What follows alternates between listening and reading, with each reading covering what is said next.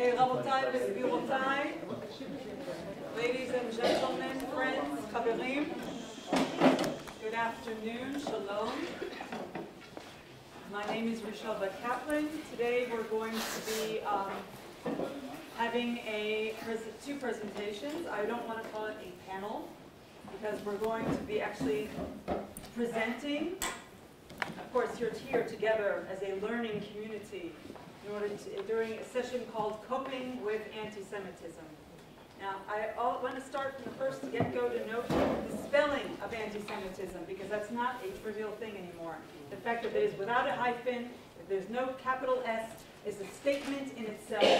We are coping with anti-Semitism because, after all, there is no such thing as Semitism. It's a misnomer. We use it.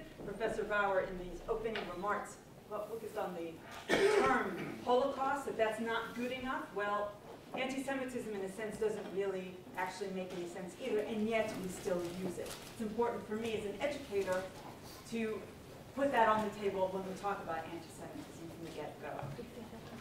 The two presentations, and we will be starting with Mr. Yogev Karasenty.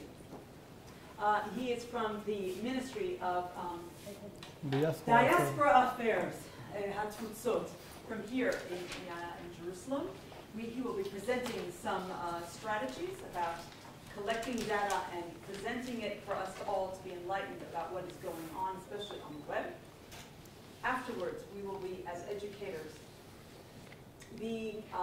shall we say, getting our hands into, on a hands-on way, material that Vashem has recently developed. It's still in the pilot stage on the topic of anti-Semitism. It will be presented by my colleagues, Shani, Lourie, as well as Dr. Mkayton. All the bios are on pages 74 and 75. Yogev, and if anyone, and I will be, of course, again, the monitor to open this for questions afterwards. Thank you very much for your attention, and please turn off your cell phones if you would. Thank you. So, thank you very much, Rachel.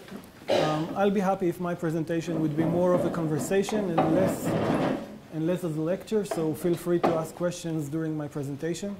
As Rachel said before, I work for the Ministry of Diaspora Affairs. I'm Director for Combating Anti-Semitism.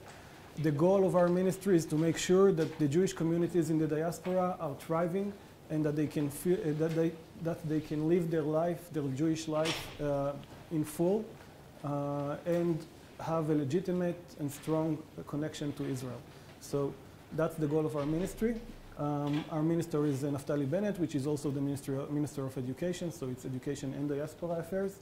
And what I'm going to show you today is mainly the outcomes of our new project, which is the cyber monitoring project. But if possible, I'd like you to say, please, in a very, very quickly, where do you come from? So I'll be able to relate to the places that you come from in the presentation. So. Okay, so raise your voice, please. That's my just for the camera. Okay, so where do you come from in general? Where do people come from? All five continents around the world. All five continents. From Australia, North America, Europe, from Europe, right? Brazil. Greece. Here too. Switzerland. Italy. Just a second, something. Oh. What happened? It's not responding. The computer is not responding. So.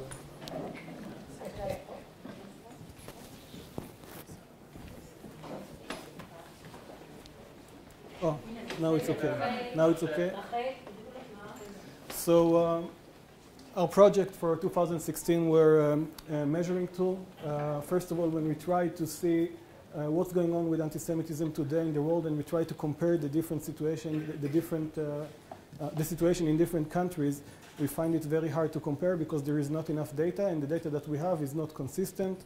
You cannot compare one country to another. There are differences in the way they. Sorry, I cannot raise my voice much harder. So you'll have maybe you can come closer. So there is difference in the way countries collect data about anti-Semitism. some collect only partially, and some don't collect at all. So it's very hard to know where we are standing, what are the trends, and what we should do in order to fight these trends. So one of our first, why is it it's like that?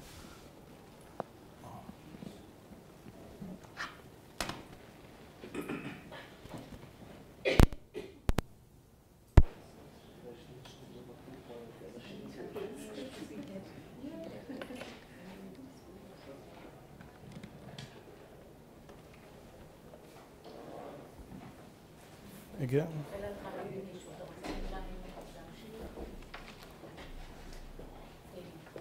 No, this is not the one. It's okay. So, in order to set the right policies to combat anti-Semitism, we need to rely on data. We didn't have this data, so we're building some kind of experts team on standardizing the data about anti-Semitism, and we'll publish the outcomes, I believe, in the coming months. Another project is a project that we're doing, we're partnering with the Vashem on, and that's the Mooc, Massive Online Open Courses. There will be a set of 5 courses on the net that speaks about anti-Semitism today, gives the history of the phenomenon, and its different manifestation today. And it would be open to the public, academic level. I think on the last Mooc that Yad Vashem did, about 60,000 people took the course. Yeah, that's right. So we aim at least for that number, and even maybe even a higher number of participants in that course. We're building a legislative barometer that would enable people to see what level of legislation exists in the different countries in order to combat anti-Semitism.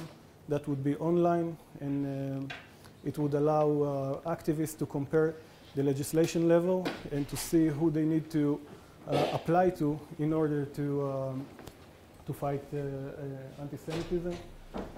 We have the cyber monitoring project, which I'll present today.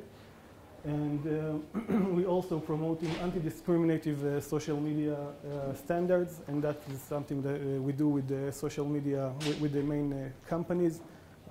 So far, with only partial success. It seems that when it comes to anti-Semitism, the IT companies are very understandable, and they know that they should take it offline. But when it comes to Holocaust denial, the situation is different. Then you start bargaining. What's Holocaust denial? Is it to say that only 4 million people died in the Holocaust, murdered in the Holocaust, or is it to say 5 million? So we don't see eye to eye on that issue, and we still have a way to go. And of course, we give the annual assessment to the government of Israel on the situation and dynamics of anti-Semitism during the past year. And this is something we present at the International Holocaust Remembrance Day, 27th of January. Sedel, any questions so far? No. Cyber monitoring project. Our aim is to monitor all forms of cyber anti-Semitism, and that's hate speech, trade in Nazi memorabilia, trade in hate literature, books like Mein Kampf or the Synagogue of Satan, or all kind of literature on anti-Semitic literature that has been traded online. The situation today is that you can even buy this kind of literature in Israel. So there is no boundaries to it. We want to overcome measuring obstacles. I told you before about the lack of data that we're dealing with. And by cyber monitoring, by monitoring the social networks or monitoring Google search phrases, we can know, or we can learn about public opinion regarding to anti-Semitism and Jews in general. So that's another thing that these projects allow us to do. And of course, assist the ministry and civil society in policy formation. Okay, once we have data, we can build the right policy. Okay. These are the outcomes that we expect the project to have. Identify location and geographic division of the phenomenon. identify different types of anti-Semitism. Is this anti-Semitism of the extreme right, the extreme left, Muslim anti-Semitism, religious anti-Semitism, and so on. Identify different arenas, universities, schools, academia, sports events. What are the hubs? Okay, what are the generators of this hate? And identify, of course, leading figures, generators of hate, and of course, identify trends while they're happening and not only after they happened.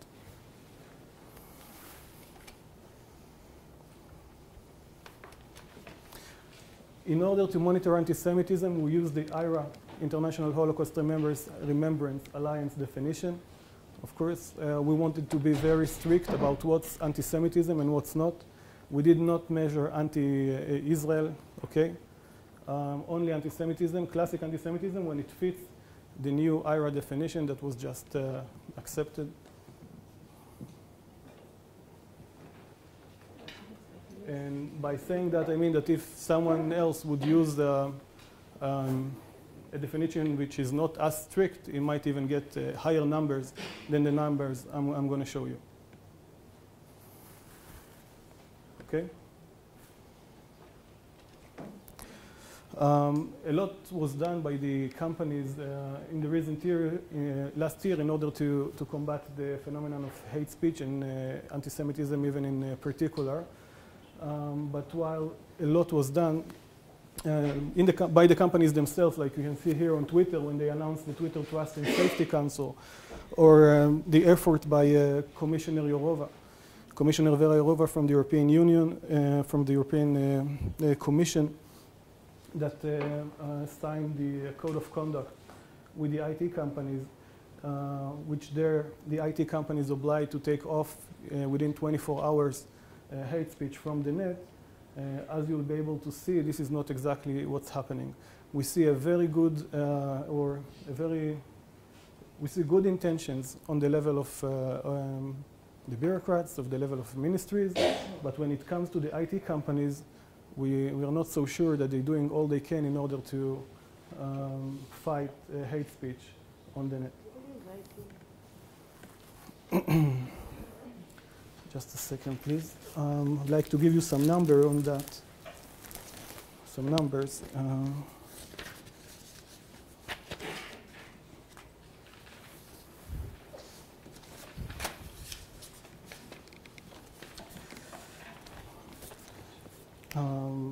Just 2 weeks ago, a report that was commissioned by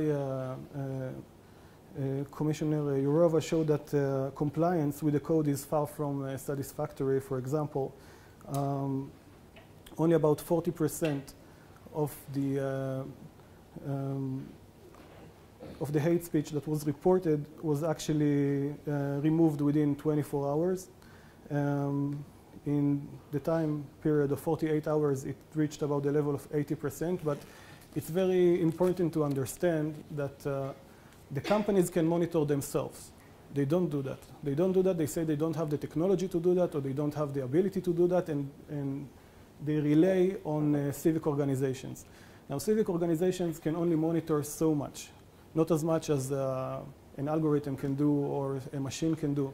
They can report hundreds, maybe thousands of hate speech incidents per year, and this is far from the picture that you're going to see, of the real picture of hate speech on the web that you're going to see soon enough. Also, there is a very big division between different countries. For example, France and Germany took about half of the racist comments in French and German were deleted. In Austria, only 11%, and in Italy, for example, only 4%. Okay, so there is a very big division between the countries, and of course also between the companies.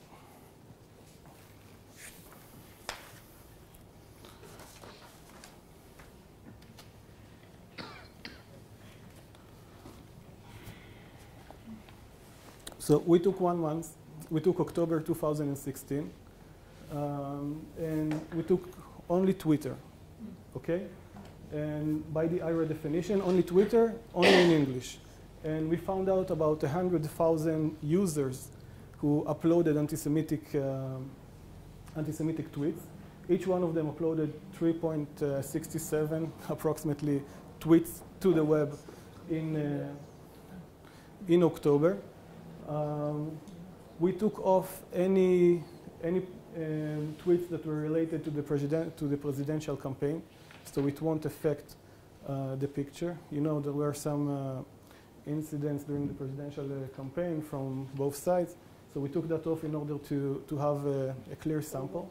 And still we have about 100,000 tweeters in English in 1 month. Now, just for you to understand the exposure of it, each one of these tweeters have sometimes dozens, sometimes hundreds or 100,000s of followers, and sometimes even more than 1 million followers. And you can also see here the division, about 27% in the United States, 30% in Europe, 14% in the Middle East. I remind you again, this is English, okay, not Arabic. Any questions so far? Yes.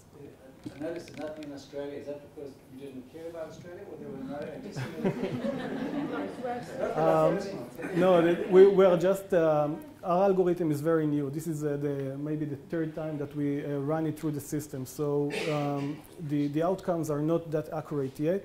And it was more important for me at this stage to focus on what's happening in Western Europe than in Australia. But it includes Australia, but not as good. I believe that Australia is falling under Southeast Asia now. Okay, that's. Any more questions? Is that the question? No. Okay.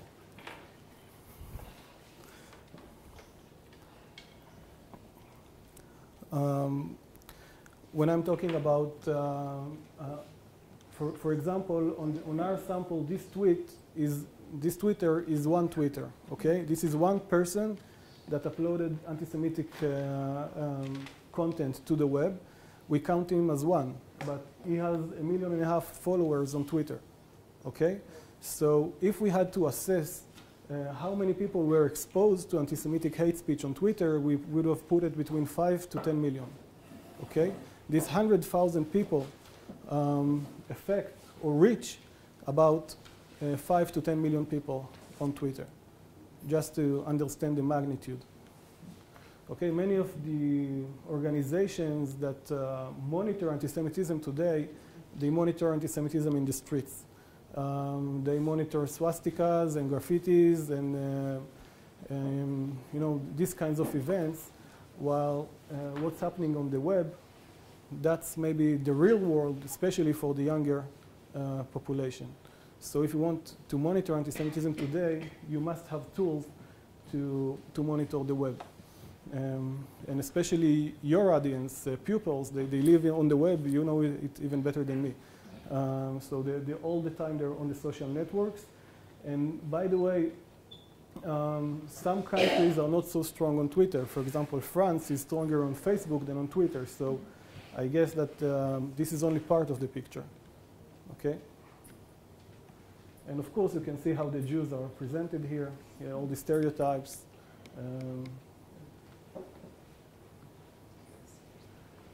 Questions? So let's look at some more figures from around Europe.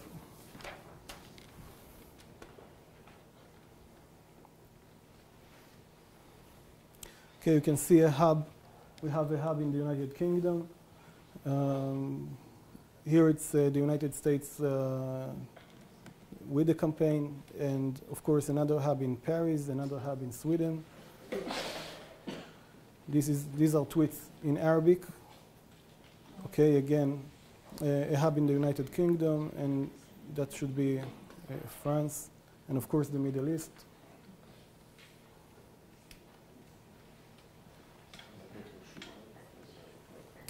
The thing about social media is that they don't give statistics about users under the age of 18. So we don't have the profiles of your pupils, right? But for example, on Facebook, you can see that 82% of the users are at the age of 18 to 29. And of course, they didn't start that while they reached 18. They started much earlier. So actually, your students, pupils, are on the web from much earlier age. The 82% includes all the people under 18 No, no. who register as 18-year-olds in order to get on Facebook. Oh, okay, that which is might high be school students, a possibility. So the 82% is actually a more comprehensive number, probably down to 13 or 14-year-olds. Even though I think that the company itself, they have ways to know how many of them are lying or not, but at least what they give us, what they released is 18 and up. But we know that they didn't start using Facebook while they were 18. Okay?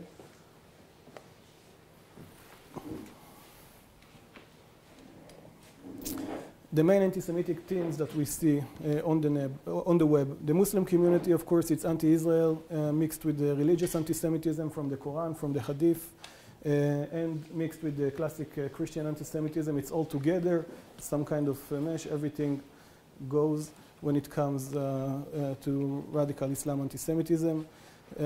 Holocaust denial and Holocaust distortion and Holocaust mocking are rising trends, and they are all over. Okay, the Holocaust didn't happen and Hitler was right. You can see that many times. The radical right and white supremacists, mainly in the United States. There you can see theories of world domination, all kinds of conspiracies, and of course racism. And from the radical left, again, theories of world domination, colonial accusations, and genocide accusations. Questions so far? No. In Europe, we see hubs in the United Kingdom, Belgium, Paris, okay, the Netherlands. Surprising, not surprising. Either I'm very clear or you don't have questions. I don't know what to do with this silence. So. This is hubs of Twitter. People who tweeted during October 2016, at least one anti-Semitic tweets, but we saw that the average was 3.6. Okay? I'm sorry, the number 5,000 something there that is on the right of London. Yeah. That is London? That is London, yeah. So I asked them to move it about. to the rest of anywhere soon. else, it's like wildly higher, right? It's an outlier. Yeah, the hubs are in London and in Paris when it comes to anti-Semitic tweets in English. In Europe, okay? Are these all in English? Yes. So you'd expect. So these are, for example, people in France who tweets in English, Right. not tweeting in French. But you didn't make the data in French. We're working on it. This is very new. I'm showing you results that we got so far. I believe that within a month or two we'll be much more accurate and we'll be able to show much more detailed data, including age cohorts, and then maybe we can give you some trends that relate to your pupils. Can I ask something? Yeah. In Austria, you don't have a number. It's 63. It's in. This is in. Because I think that maybe they tweet in German. Okay. So. Vienna is 70 something. You just can't see it in the picture. So in Vienna, less than Switzerland. This is amazing. Again, but these are tweets in English, so maybe they tweet in German. They tweet in German. Okay, 5 דקות.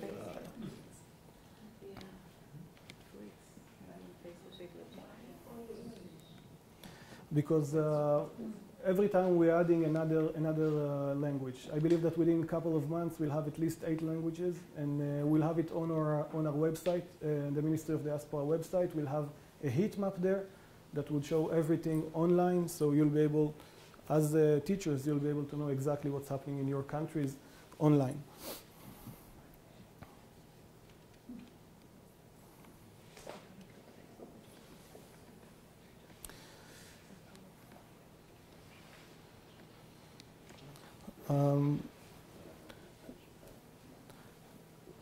While we see anti-Semitism in France, we know from the book that Ben Sasson wrote about the situation in schools there, that pupils don't want to learn about the Holocaust, that they make jokes about the Holocaust, that they see Holocaust studies as something that threatens them or something that is in contradiction to their heritage, and they refuse to study about it.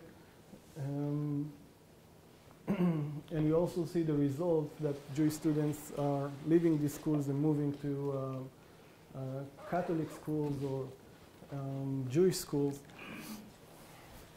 as a result. England.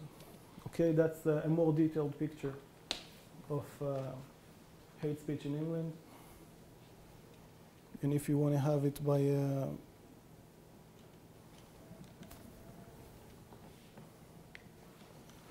cities, this is the picture. You have Arabic and English. You can see that on both London is the hub.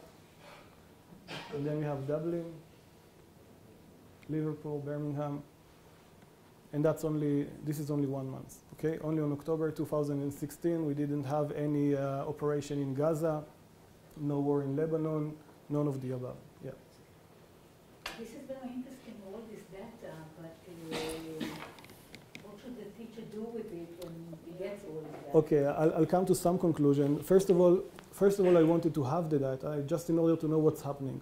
Now, when we start to learn about what's happening and what are the trends and what are the different ideas that these people are putting online, then we can create some kind of curricula for the teacher, for schools, in order to combat these trends. And that would be one of our main projects to 2017. Actually, I'm just, I wanted to ask for your help on that maybe later on, but as teacher, as a school principals, we'll be very happy to get your input on how to combat this phenomenon and what works and what doesn't work and what do you need in order to fight it. Very, very minor point that Dublin is not in Great Britain. Yeah, we know. But if this is the only thing that you found bothering on that, so yeah.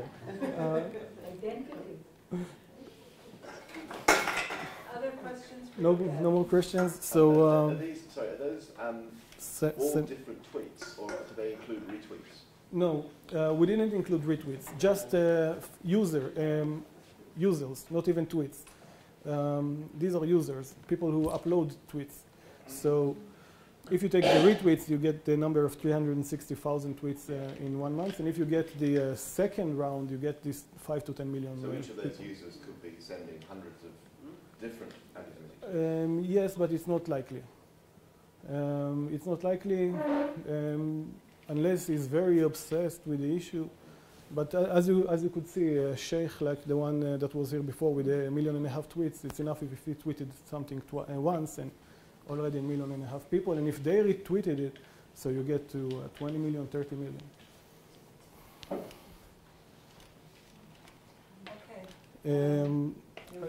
Okay. I'll take another minute just to show you some quick samples of, for example, this is one person who tweets, a Moroccan person with 400 followers. And of course, you can see here the Jewish people holding in one hand, the fork is the United States, the knife is the NATO, and of course, drinking the blood of a Muslim child from Syria, Libya, Iraq. Calls for the killing of Jews, by stabbing, by rifle. Holocaust mocking, that also was something that entered the database. See, they took some kind of real newspaper story and they mocked it. Holocaust Denial.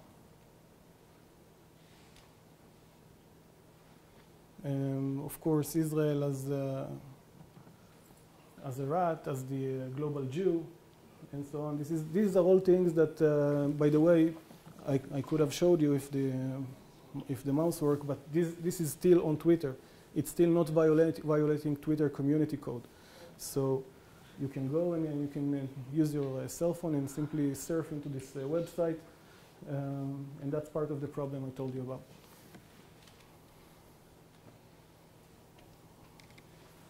Okay, this Gazanator, 63 followers. So what should we do? Yeah. Have you looked at the data at all of pro-Israel tweets? This is not my ministry responsibility, but... It's interesting in terms of right, the extent and the divergence of that global conversation. Yeah. These tweets far outnumber pro-Israel tweets. Are they fairly equal? Are they less? Because it has implications for how we would train our students also. Like we talked to them about creating a positive digital footprint, right, and putting out good things online. So just, it would be interesting to look at this comparative to the pro-Israel tweets out there and use that. This is a very good point. We also want to create a positive footprint of the Jewish people, not just of Israel, on the web, and this is also one of our future projects. I hope in 2017. It's not just combating, it's putting the positive out there. Exactly. Okay, so this is my last one, so I'm finishing. So enhancing critical thinking when using the internet, that's I think maybe is the most important thing. And so, and the same is true for politics. Okay.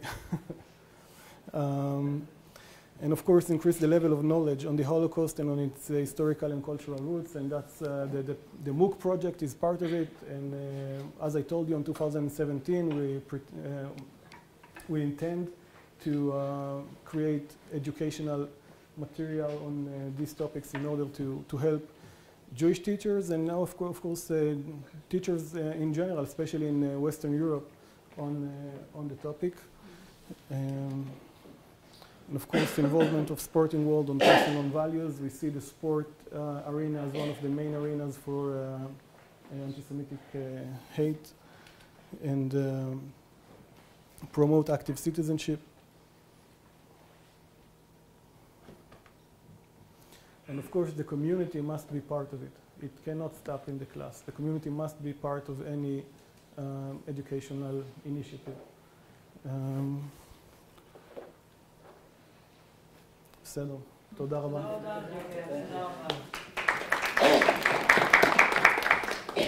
Thank you, Yogev.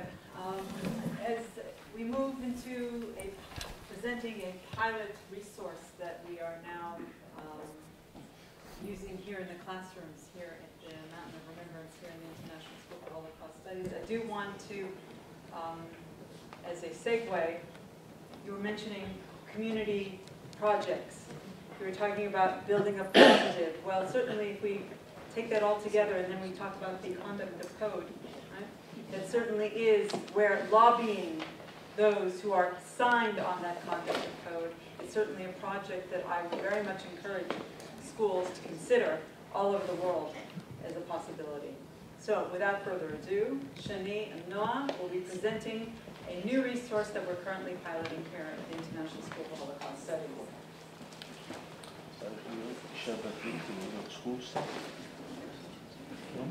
No. No.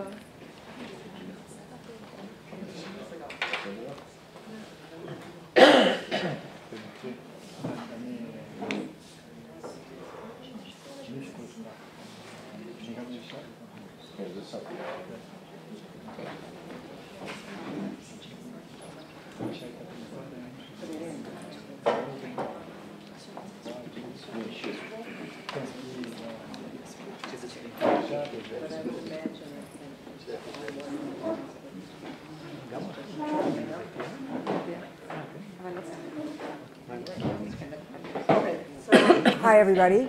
Noah, just so everybody sees who you are. Noah and I are going to present something a little different. We're going to focus on an educational unit, and we're going to work on two levels. Okay. One is to present what we do with educators, and I should say this unit that is being piloted right now, as you know, the past couple of months, almost a year already that we've been piloting, is for teachers who teach in non-Jewish institutions. In other words, the gear of the whole project here is to give teachers tools to address the topic in their schools, having in mind that the students they're teaching are not Jewish students necessarily. Okay, they could have students, Jewish students in the classroom, but that's not what we're gearing to. So what we're going to try and do now is show you what we do with teachers, and then we'll have you guys working a little bit and seeing what we do with the teachers. Bear in mind that this is not a unit that we hand out to teachers to take back home. We're still working on that part, and we're collecting feedback from teachers to hear and understand what would work with their classrooms, what they need in order to feel comfortable to teach that. Okay? So the first thing we do is introduce the question of connection, and this is a very important part. Yogev mentioned it before. teachers come here to a seminar, they come to learn about the Holocaust. One of the questions they ask us is, why are you talking about contemporary anti-Semitism? We came here to learn about the Holocaust. How do you come about to talk about contemporary anti-Semitism? And mind you, in some cases, it's very sensitive, this connection, okay? So the first thing we talk about is never again. And we've been talking about the Holocaust and Jewish identity for the past couple of days. And one thing we hear a lot when it comes to the Holocaust is never again, is a slogan, is something that we saw in different places, in memorials after the Holocaust, this idea of never again. And when we say never again, one of the parts of never again that's very important is understanding where it started. The never again is not never again Auschwitz, but understanding what happened, what led to Auschwitz. And understanding that anti-Semitism is a very fundamental part of what enabled the Holocaust to happen. So when we say never again, we have to look at anti-Semitism and ask ourselves questions about anti-Semitism today. Because if we look at the idea of anti-Semitism, this is, Yogev showed you October 2015, we're jumping at 2016, we jump a month ahead, and as you can tell now, this is just a collection that fit on the slide, okay? So if I had more room, I would have more events, but just looking at 1 month, not long ago, so to speak, so many events, anti-Semitic events have occurred.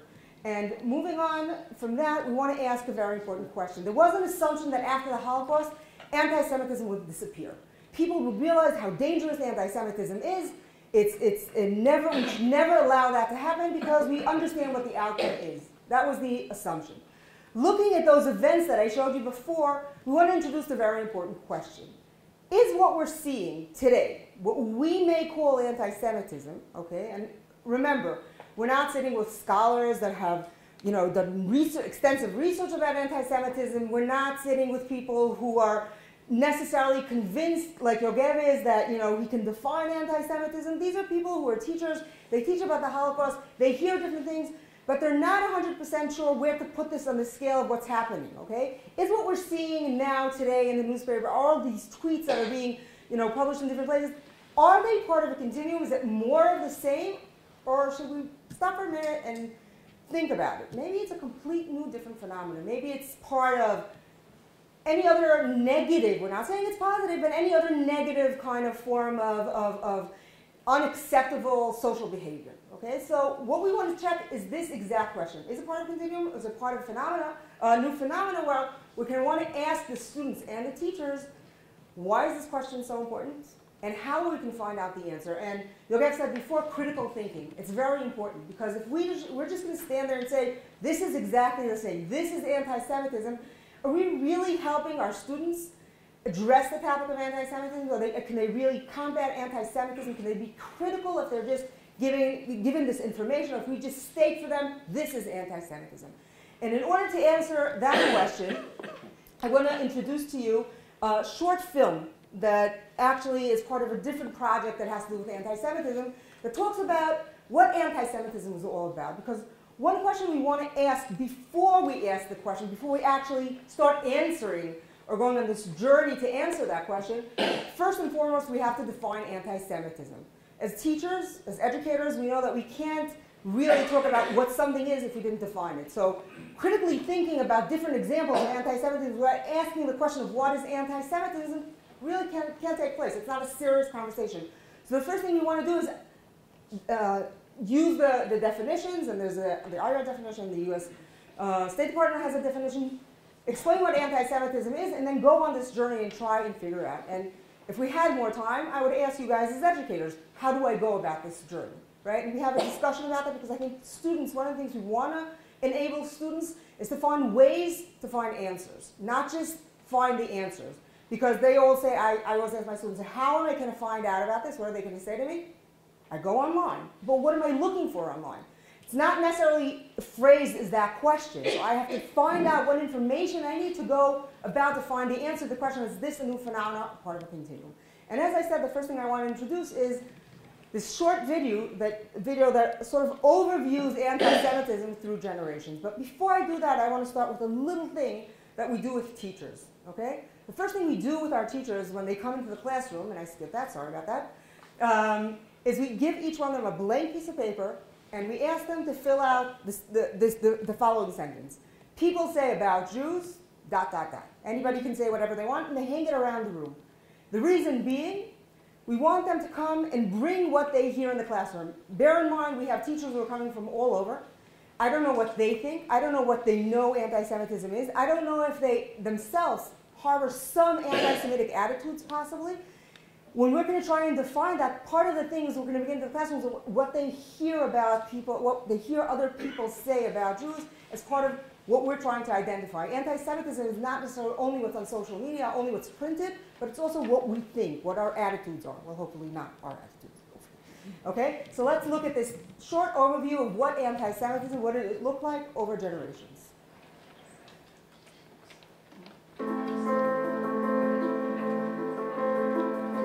Throughout history, anti-Semitism has taken on different forms, but it's always affected by the time and place in which it occurs. Different cultures, beliefs, events shape anti-Semitism, but throughout history, there are also salient elements that always repeat themselves.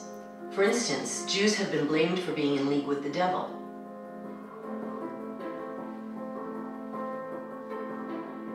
In the Middle Ages, they were blamed for the Black Death and for poisoning wells. In certain places, entire communities were burned to death, even when the Pope came out against those accusations.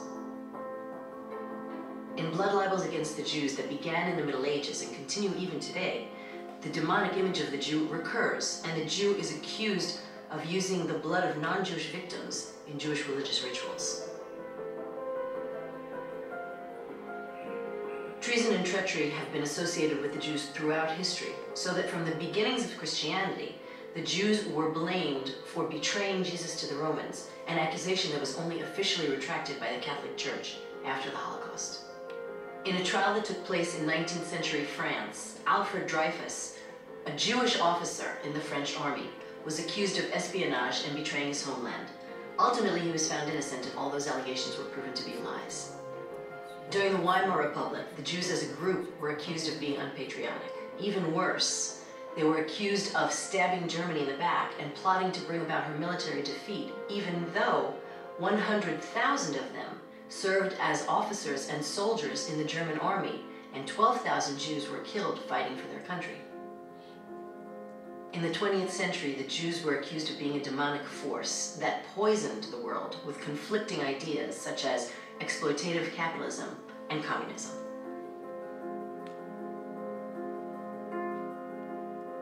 There are many other examples of accusations that have been made against the Jews based on social, religious, or historical circumstances that repeat themselves. For instance, Jews are always accused of caring only about money.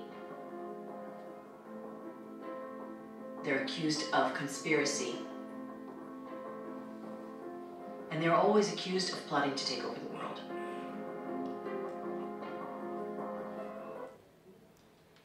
So it's ultimately condensing anti-Semitism, centuries of anti-Semitism, into two very short moments. I should say that this is part of a video toolbox movie that was done as part of the Echoes and Reflections project that we have here in Yad Vashem, working with the USC Shoah Foundation and with the Anti-Defamation League in the United States, helping teachers teach about the Holocaust in the States. But going back to what we said before, the question is, we want to identify what's happening today. So the first thing we do with the teachers is try and go over anti-Semitism through generations, identify what it looked like, and now after identifying anti-Semitism, what it was all about, what the accusations against Jews, stereotypes of Jews, the idea that it's repetitive, the same ideas repeat themselves time and time again.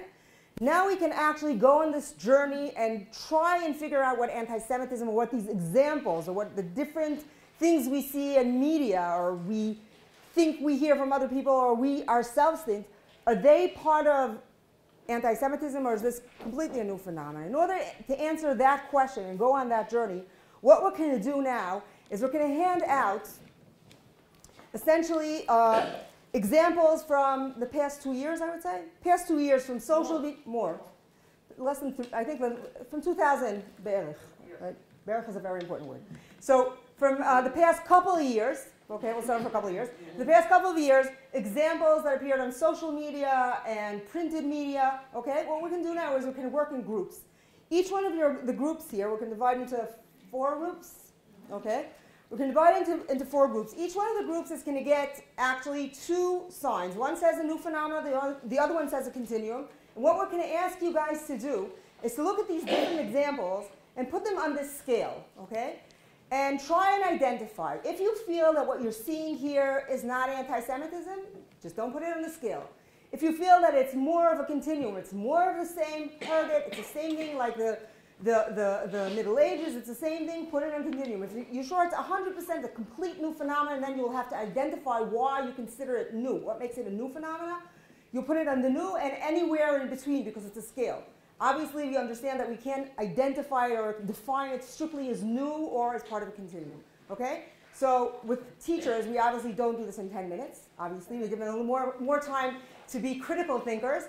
But just to get the feel of it and what we do with teachers, what we're going to ask you to do is group up, move your chairs, sit in groups, four groups, and start working with these different examples.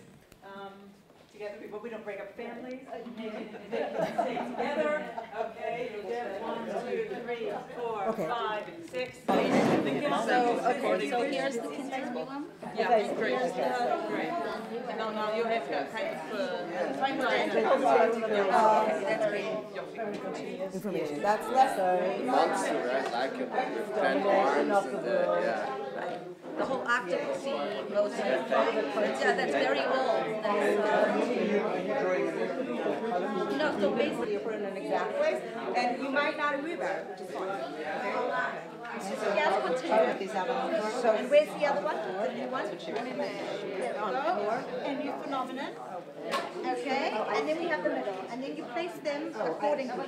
So maybe what we're okay to do is spread them all first, and then right. It's a little bit harder to see that way, though, unless we all sit on the floor. It's pretty hard to see. Right, they're not. That's why I think if you passed it around, it would probably be better. But if we... Why don't we just take... Yes, we'll hold it up. Yes, I think that's dripping from the head. Yeah, so that seems but not new. It's not in the middle one. Why in the middle? Why not continue? Can you move it? Oh, because it involves Israel? I don't think it'll... Huh? What, huh? Well, no. Anti-Semitism. Okay, what's this one? So we have to get... I don't think they are Jews. So this is Auschwitz. It has this is new. This is yeah, but this is closer to new.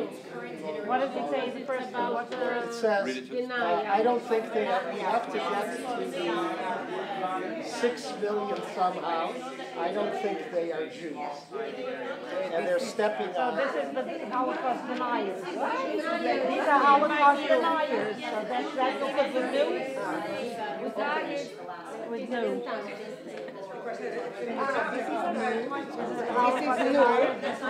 This is Holocaust. All right. Because here everything is being denied.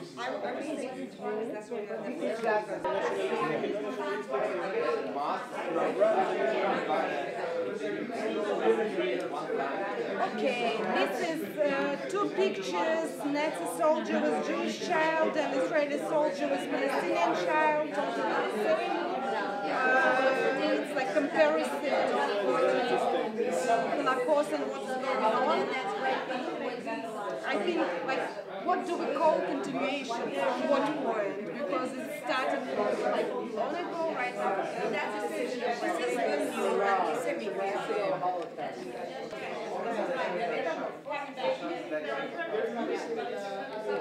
So what we do with this is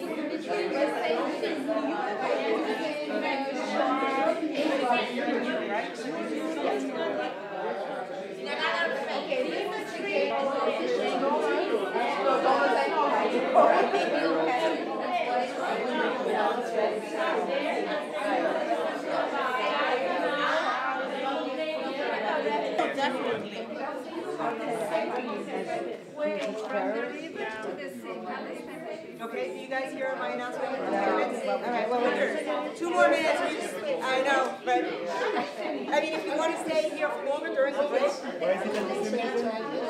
I'm not sure why that's anti-Semitism. It was actually very cool, right? So the idea of Jews not having a right to the state.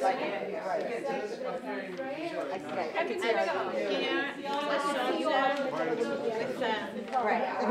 Let's keep it out. We don't need to do all that. Comparing it again and comparing the Jews to Hitler and what they're doing in Gaza.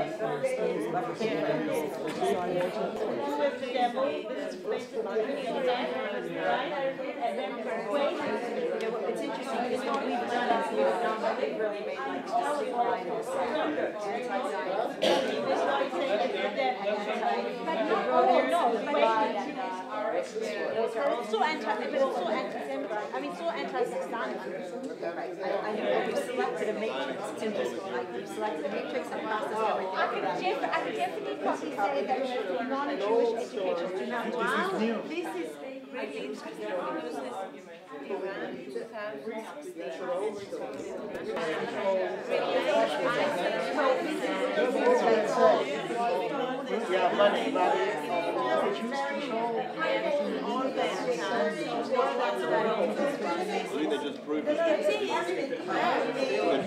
So now that everybody had fun with anti-Semitism, okay, let's see. Yeah, that is definitely a new phenomenon. Now that obviously, I heard a lot of you having disagreements, which is fine. And ultimately, when we talk about critical thinking, that's exactly what we want students to go through and teachers to go through, to actually think about, not just put it in piles. We purposely didn't put things that are very obvious here, or not only things that are obvious, so we get to think about what we're seeing, because our students ultimately are finding anti-Semitism today is much more accessible than it ever was, okay? On Twitter, on Facebook, they see it all over. So the tools ultimately we're trying to give them is to make it possible for them when they come across these things to stop for a minute and think what they're seeing. Okay, so when it's obvious, when you see somebody, you know, with a long nose and a Star of David with blood on his hands and it says, all Jews are to blame, it's spelled out there and it's very easy. But what happens when it's not as particular as that? I want to address the first group, okay? The first group we want to talk about is the group that we defined as part of a continuum, more of the same. What can we see in that group? What did you identify? What did you put in that group? Raise it. Some of the classic medieval imagery of anti-Semitism. Jews as rodents, blood libel themes brought in. So pictorially and visually, those immediately went into the early part of continuum. Okay, so the images are the same images, more or less. The accusations are more or less the same. The stereotypes are more or less the same. More of the same. I'm not going to go into like different places in the world. It also has to do with geographics a little bit, where we see more of a continuity and where we see less of it. Interestingly enough, I'm just going to point out this one. How many of you of the groups here identified this as part of a continuum? And did anybody see this as a new phenomenon? Part of a continuum. Interestingly enough, I'm bringing this up because we had groups where they said, oh, this is definitely a new phenomenon. Why was it a new phenomenon? Because it's Facebook, okay? Interestingly enough, we then added on the component of what makes it a new phenomenon. So just saying now that it's happening on Facebook doesn't make it a new phenomenon. It's just, you know, they used to, it's the same concept. It's like moving from radio to TV doesn't make something new. It's just a different kind of thing. So the continuity, the part of a continuum is very easy to identify. Unfortunately, surprisingly, I might say, after the Holocaust, alive and kicking, okay? Because we may have not expected it to happen, but it's there. The next group we want to talk about, and by the way, with teachers, we analyze more in depth, obviously. We take the different examples, we analyze them, we connect them to that list we showed before of the different accusations and stereotypes of Jews through generations.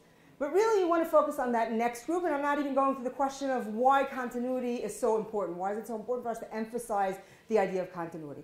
But the group we're really interested in is the group of new anti-Semitism. Now again, if we had enough time, I know I'm not supposed to say that, but if we had more time, we're doing this in a full session, okay? With somebody speaking as fast as I do, we do all of it. But in a full session, what we would do now is I would ask you to try and group up those different new forms of anti-Semitism. Everything you identify, how would you define it? What kind of a definition we had?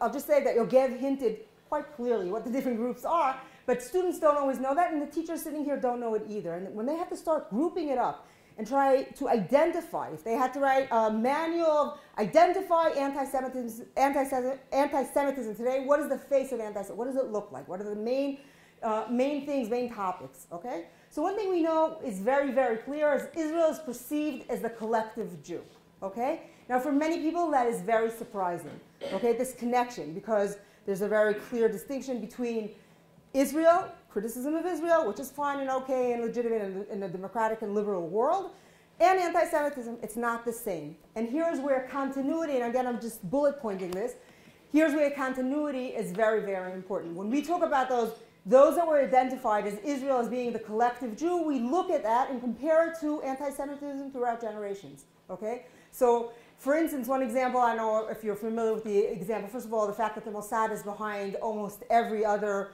terror attack, okay? Or, for instance, examples of harvesting human organs to sell them abroad, which is very, very similar to the idea of blood libels, okay? The same language, the same idea in many cases. So showing that connection, not just stating it. Again, critical thinking. We say this, we want to look for examples, we want to analyze them, we want students to understand. They may find that some of the examples are not there, and it's not a clear right and wrong, okay? And Noah and I working together sometimes didn't agree if this was clearly part of a continuum or a new phenomenon, or maybe it's not even anti-Semitic, maybe it's just a different political opinion. We can't always exactly identify that, and I'll relate to that issue in a minute.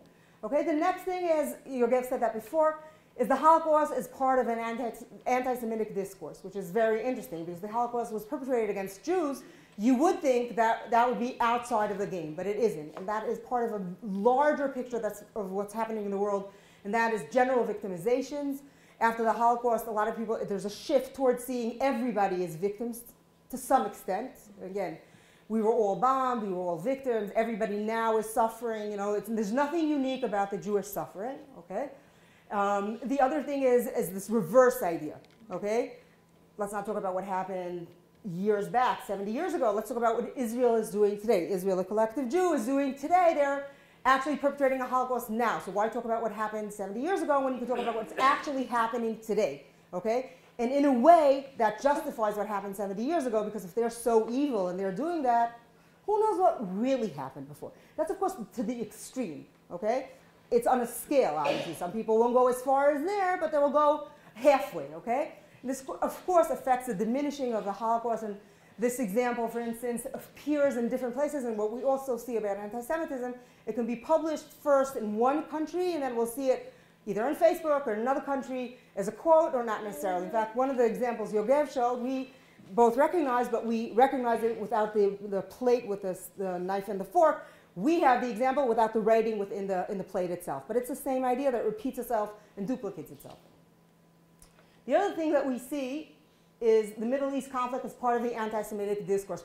You'll also notice that it's very hard to clear cut between them, okay? Because the Middle East conflict as part of the anti-Semitic discourse is connected to diminishing the Holocaust, and the Holocaust is part of the discourse. So they're sort of combined together, but we tend to see many of those, and I'm sure I know for a fact that in the examples you had examples such as, you know, these that you see here. And one of the things, you remember we said information that we gave out. One thing that we noticed when working with teachers, that when we had this picture, okay, as one of the examples they had to analyze, a lot of the teachers didn't see it as anti-Semitism, and then we realized that they had no idea what the real statement behind. What does it mean from the river to the sea, Palestine will be free? Where's the river and where's the sea?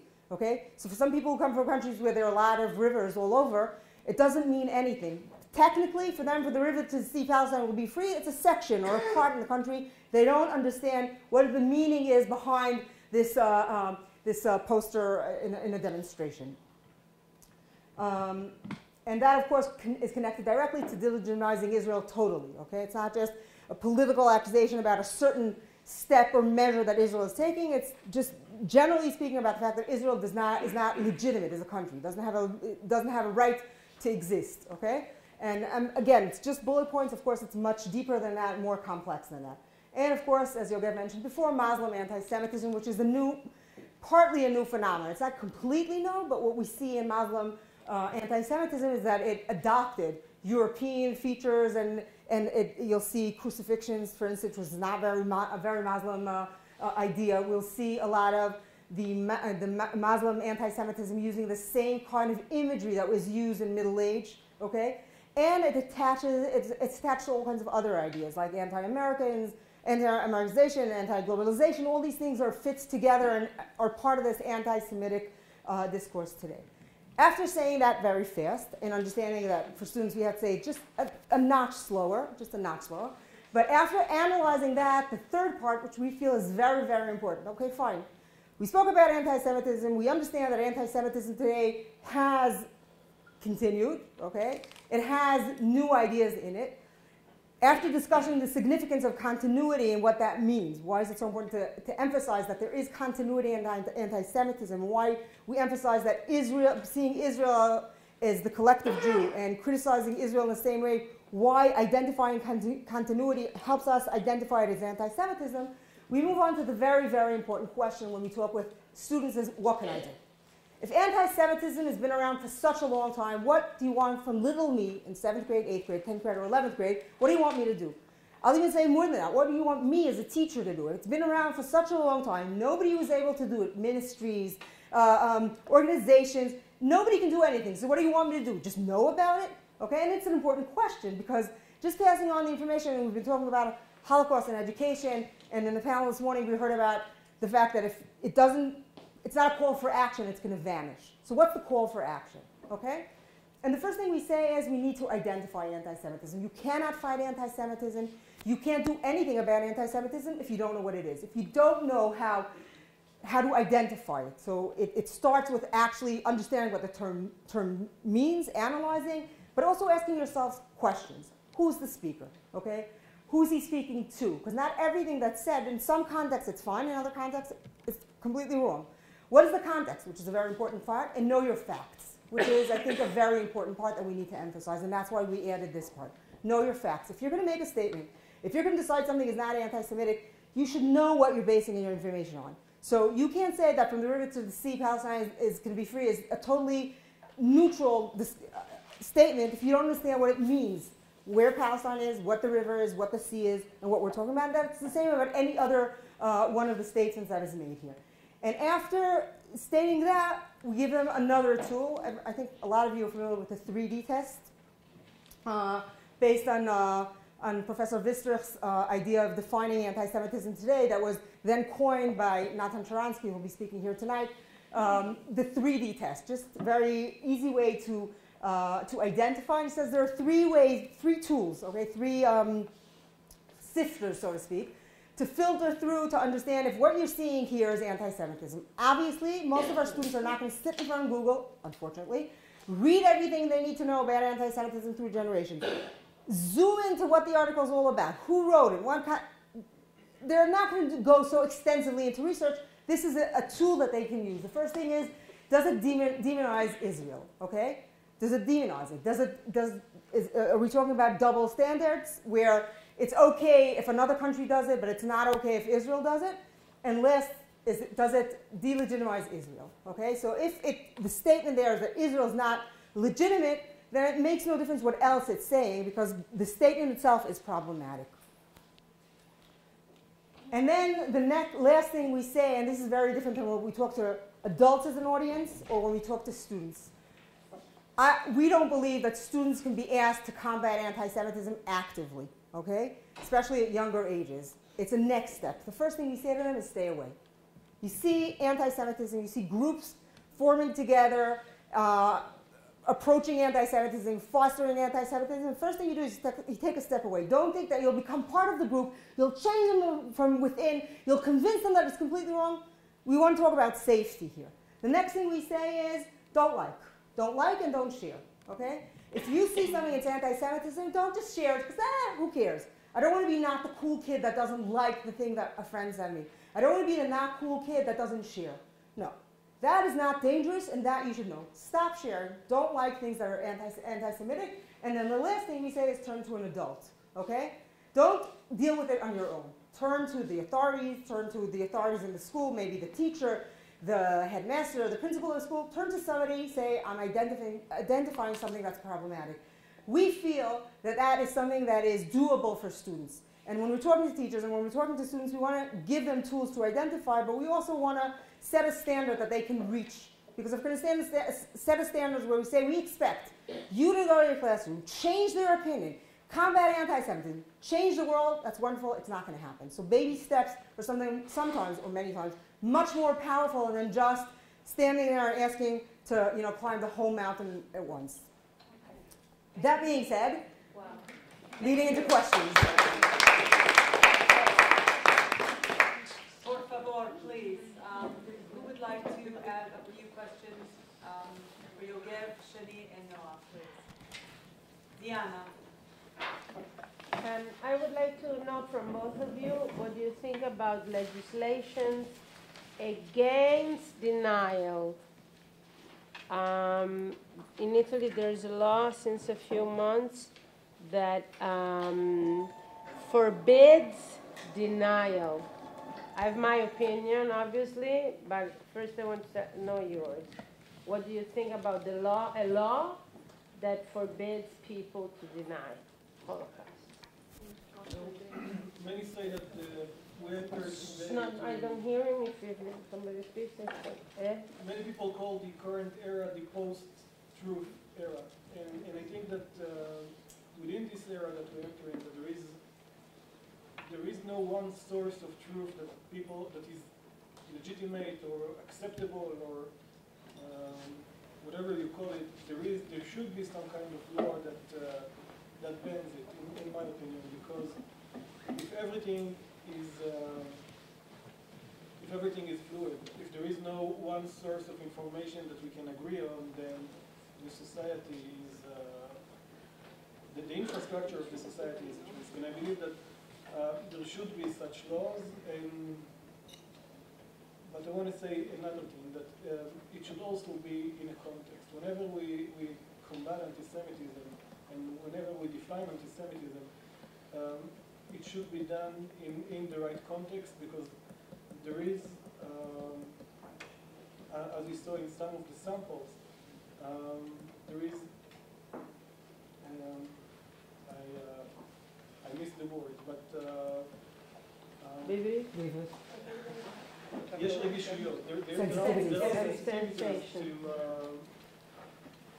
sometimes there are some sensitivities, and the borders are not that of a clear cut, and we want to keep free speech. But saying all that, I believe that there should be laws that ban Holocaust denial and Holocaust mocking.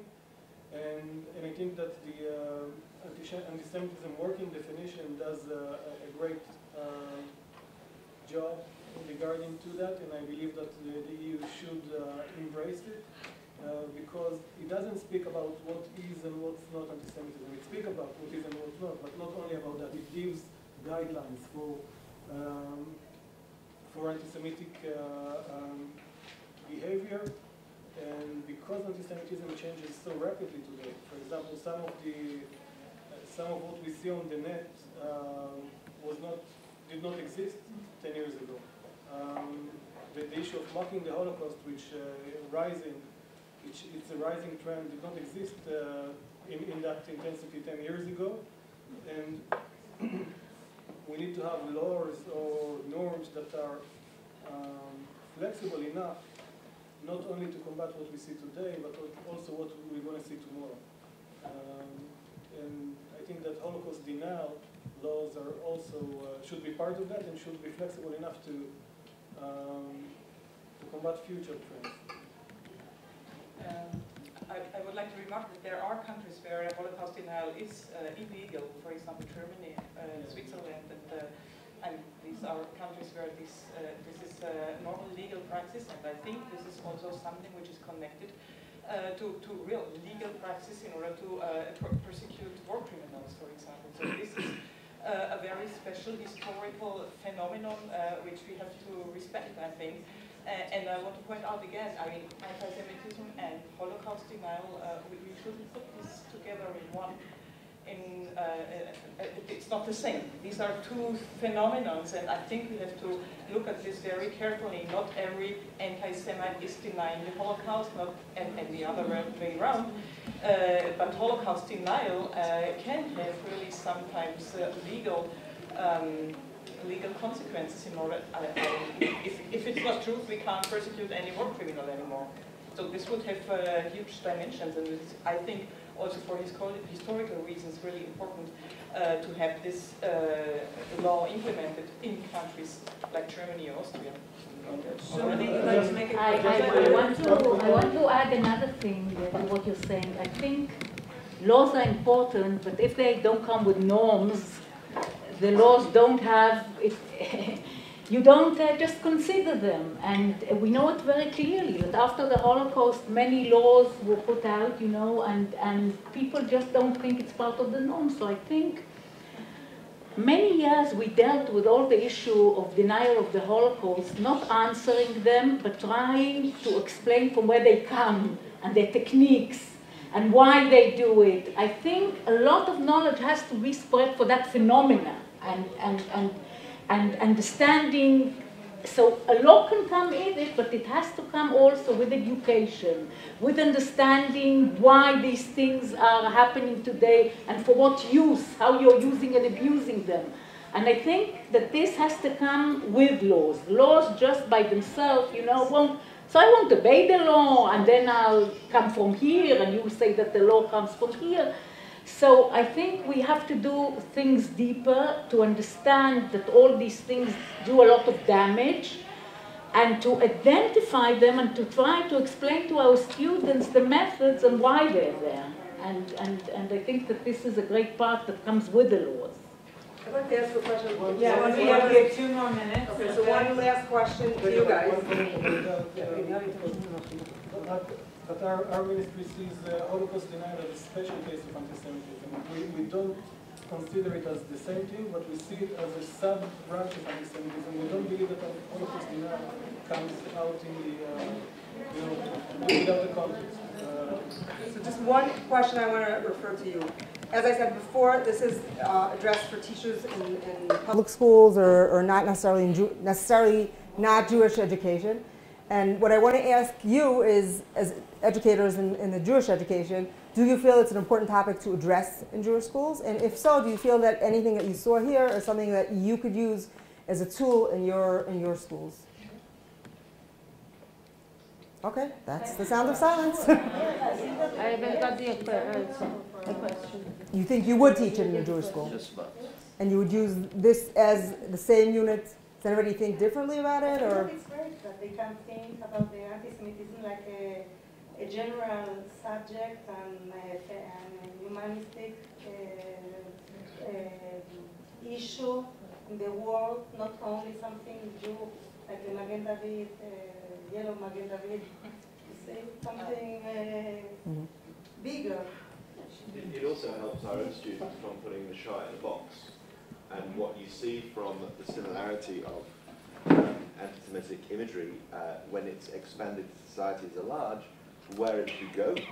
When you still see the things now, you can see where it can go. I don't know if it's the right approach, but because of issues of relevancy for high school students specifically, in America, I think the tie-in is to the college campus at the moment, and that is, I think, less and less of our kids, because of the bubbles they live in, have any experience with that, and can't even comprehend certain things like that. But the push in America, at least, is prepare them for the college campus. And so this is now a very big tie-in. I don't know whether that's the right approach or not. Time will tell. But that's the connection I see in terms of the conversation and exposing them to the world that it's actually out there. I would add some more subtle signs of anti-Semitism, things that are in newspaper articles. A lot of these images are quite blatantly anti-Semitic, but especially for the kids that are going out to the college campuses, they should understand what they're reading in the newspapers or what the music that they're listening to could have subtle messages. So I would intertwine with this something not so blatant. Just to wrap up, we say in Halacha Dodi, Shamor v'Zachor v'Dibur Echad. Okay, I think that there's that message here when we're talking about code of conduct. To me, the first thing I think of is, it's to do. It's not just to read and to file. It's to do. And the conduct obviously starts with me. Okay, what our role is here, what our role is as educators, the kind of vision we have for the world, for our students. And I thank you very much for being part of our community of learners today, because you gave us a lot of important feedback. And by the way, just I have a lot of personal nachas watching you get on the floor and work together. Thank you very much. Thank you.